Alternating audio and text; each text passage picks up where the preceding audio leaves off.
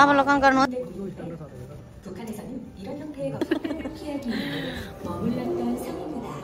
सबैजना अहिले त फेरि वेदर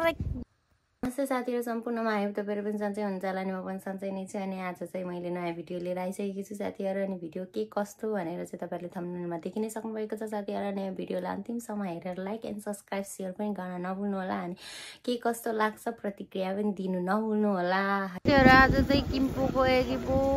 इको पार्कमा चाहिँ घुम्नलाई आएको छौं यहाँको विशेषता भन्नै पर्दाखेरि चाहिँ यहाँबाट चाहिँ नर्थ कोरिया नजिकमा देखिन्छ रे अवलोकन गर्न पाइन्छ रे अनि भनेर आज चाहिँ हामी घुम्न आएको छौं यता हुनुहुन्छ हाम्रो माइजू अनि यता हुनुहुन्छ हाम्रो राजा मेरो राजा अनि यता चाहिँ क्राउड देख्न सक्नुहुन्छ तपाईले यहाँ जाने चाहिँ एकदम क्यू लाग्दो रहेछ अनि यहाँनिर लाइन बाइ लाइन त्यस्तै अनि जाने आउनेको चाहिँ एकदम घुइँचो छ अनि अब यहाँबाट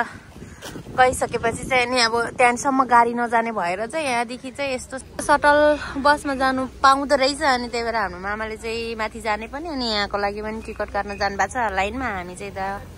उभिएर बसिरहेको छौँ अनि अब त्यहाँ पुगेपछि के कस्तो भ्यूहरू देखिन्छ तपाईहरुले यो भिडियोलाई स्किप नगरी अन्तिमसम्म हेरिदिनु होला तपाईले नि हेर्नु पाउनुहुन्छ म सँगसँगै हामी सँगसँगै है त हाम्रो मामा चाहिँ माथि बल्ल बल्ल गेटमा पुग्नु भयो अनि अब चाहिँ टिकट काटेर आउनु हुनेछ अनि हामी जानेछौँ गाइस हाम्रो मामा चाहिँ फाइनली टिकट पनि लिएर आइसक्नु भएको छ मामा टिकट देखाउनुस् टिकट कति घण्टा लाग्यो भन्नु त टिकट काट्न ओ माय गॉड 4 जनाको काट्दा है 4 जनाको लाइन लागेर भित्र गएर नि फेरि फर्म फिल अप गर्नु पर्छ त्यहाँ जान पनि एकदम गाह्रो रहेछ ओ माय गॉड टिकट काटिसक्यौं अहिले शटल बस चढेर हामी चाहिँ जाने ल अब कसले जानु मन छ यहाँ आएर किम्पोको के भन्ने रे एगिबोङ भन्ने ठाउँमा आएर नर्थ कोरिया हेर्न सक्नुहुन्छ है त हाम्रो लागि बुकिङ गरेको बस पनि आइसक्यो अब हामी बस चढेर जाँदैछौँ साथीहरु शटल बस चढेर हामी लगभग 5 मिनेट होला 5 मिनेट पछि चाहिँ हामी नर्थ कोरियाको भ्यू गर्न जाँदैछु माइजू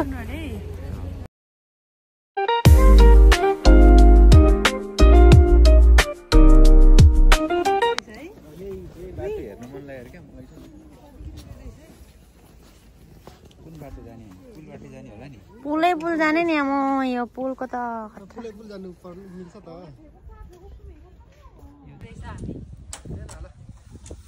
अनि तिनीहरुले कसरी खिच्यो त नभए बत्ती बोल्नु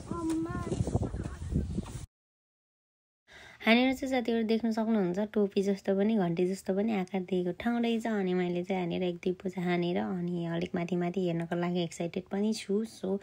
अनि अब एकछिन पछि चाहिँ हामी यहाँ फोटो खिचेर माथितिर लम्कान्छौँ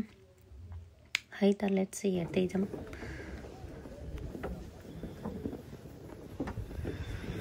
हामी चाहिँ फाइनल्ली आइपुगेको अवस्था आउँदै जाँदैछौँ यस्तो डेन्जर यस्तो दामी गरेर बनाएको छ हैन यो चाहिँ रातिमा एकदम मजाले झलल पल्छ रे सो तर हामी चाहिँ हेर्न पाउँदिनौँ किनभने घर फर्किनु पर्ने हुन्छ भोलिदेखि काम छ त्यही भएर हाम्रो मामा माइजू अनि हामी गाइस हामी चाहिँ अघि परको डाँडामा ओर्लेको थियौँ गाडी चढेपछि त्यसपछि यति राउन्ड आउनलाई झन्डै यहाँ 15 मिनेट हराइसक्यौँ है यस्तो दामी ठाउँ छ कि यहाँनिर यो जुन हरियो देख्न सक्नुहुन्छ त्यो चाहिँ सबै भरे बेलुका साँझमा चाहिँ पल्छ रे अब त्यो चाहिँ हामी हेर्न भ्याउँदिनौँ किनभने हाम्रो टाढो छ जानुपर्ने हुन्छ घरतिर फर्किनुपर्ने हुन्छ यहाँ पनि छ यस्तो ठाउँ त दामी छ नि हौ नर्थ कोरियाको सीमा अब हेर्न जाँदैछौँ गाइस तपाईहरुलाई नि अवलोकन गर्नु मन छ हेर्नु मन छ नि यो भिडियोलाई अन्तिमसम्म हेरेर साथ दिनु होला अनि यता हाम्रो मामा एकदम मजाले स्ट्याचु पारमा बस्नु भएको छ नि माथि 2 जना चाहिँ पुगिसक्नु भयो यहाँ चाहिँ स्टार पनि छ जाडो भएर सबैको नाकबाट रगत चुनु आँटो अनि तनु लागेको छ चिसो हावा चलिरहेछ एकदम गाह्रो भइरहेछ तर सबैजना भेट भएकोले एकदम रमाइलो भइरहेछ सलमानपछि हाम्रो भेट आज हैन मामा सलमान पछाडी फेरि दोस्रो चोटी बल्ल हैन पहिलो चोटी सलमान पछाडी हजुर अनि यहाँ 2 जना चाहिँ माथि आफ्नै पारामा रमाइलो गरेर जाँदै हुनुहुन्छ अनि गाह्रो छ गाह्रो यहाँ त सबै कुरै दामी लाग्यो दामी हाम्रो मामा स्पेसल मामा हो नि त मामा स्पेसल हो नि त मेरो छु साथीहरू हप्ताभरि काम गरेर आज एक दिन मात्रै पनि निस्किनु पाउँदा हो मजा आउँछ मजा बाबाले बाँच्छौँ बाबालाई मजा हुन्छ कोरियामा काम गर्न मात्रै गाह्रो हो घुम्न त फेरि साह्रै मजा आउँछ होइन त्यही त मामा काम मात्रै गाह्रो हो ड्युटी अफ भइसकेपछि फेरि मजा आफ्नो तरिकाले साँडे गोरुलाई छोडेको जस्तो आउँछ क्या साथीहरू तपाईँहरू पनि आउनु होला यहाँनिर घुम्नलाई तर अहिले चाहिँ अब सिजन नै यस्तो भएर होला रुखपात सबै झरेको छ रुखको पातहरू अनि यस्तो यस्तो देखिन्छ हाम्रो गाउँतिर कोइली कराउने ठाउँ जस्तै देखिन्छ तर रमाइलो छ आजको वेदरले अलिक डिस्टर्ब गरेर हो नत्र अझै मजा हुन्थ्यो क्या रमाइलो हुन्थ्यो दुईजना यता हेर्नु दुईजना त जहिले आफ्नै सुरमा हुन्छन् क्या हुनुहुन्छ क्या यो ठाउँको टपमा चाहिँ आइपुगे जस्तो छ यसो हेर्दाखेरि होइन हजुर अनि माथि साइड त्यो अब्जर्भेटरीबाट उतापट्टि नर्थ कोरियाको दृश्य चाहिँ पछाडि होला जस्तो लाग्छ अब हेरौँ गएर कस्तो छ ठाउँ चाहिँ लेट्स गो मामा लेट्स सी हामी चाहिँ साथीहरू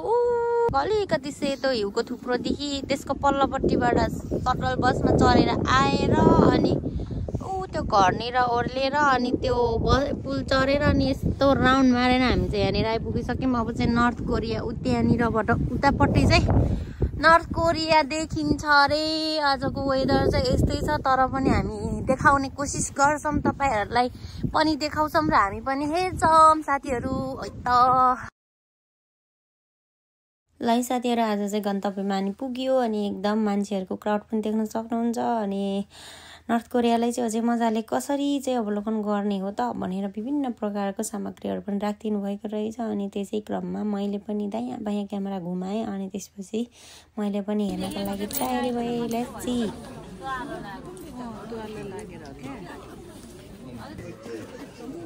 अवलोकन गर्नुहोस्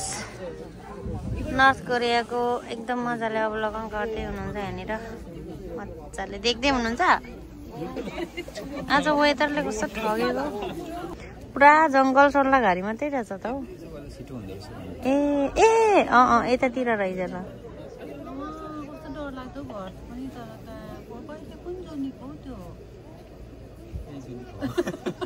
यहाँनिर हेरौँ है त यस्तो रहेछ पारी यस्तो रहेछ गाइज हामी वारीतिर छौँ यतातिर रहेछ माइज यी सर ए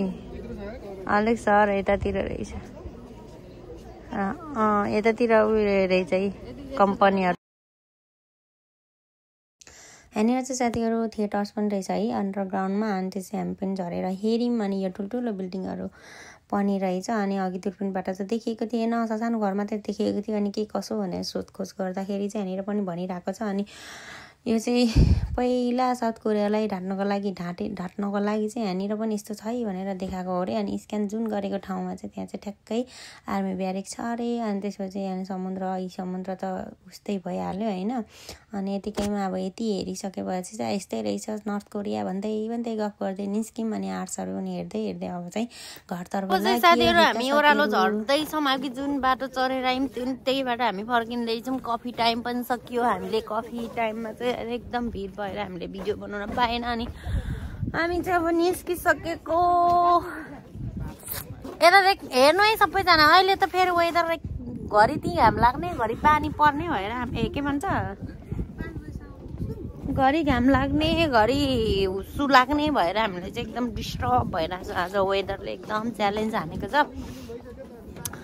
तै पनि हामी चाहिँ जाडो छ एकदम तै पनि हामी चाहिँ एकदम सलेछ हामी जाँदैछ भने गाइज यस्तै रहेछ हामीले नर्थ कोरिया पनि हेरियो सिटीमिटी थोरै क्यामेराबाट आँखा गाडेर हेऱ्यौँ सानो गाउँ रहेछ साउथ कोरिया चाहिँ एकदम विकसित भयो भने नर्थ कोरिया चाहिँ अलिक लो नै रहेछ तर पनि त्यहाँको किम जोङलाई नचिन्ने को छ होला गाइज को छ होला Oh my god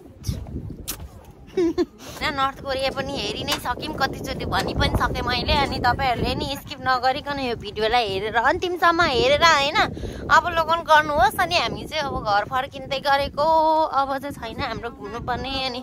अब चाहिँ नेक्स्ट टाइम यो वेदर एकदम सफा भएको बेलामा फेरि आएर फेरि पनि तपाईँहरूलाई म देखाउने कोसिस गर्छु। ओके है त, हामी अब चाहिँ घर फर्किन्छौँ। बाई बाई हाम्रो टिम।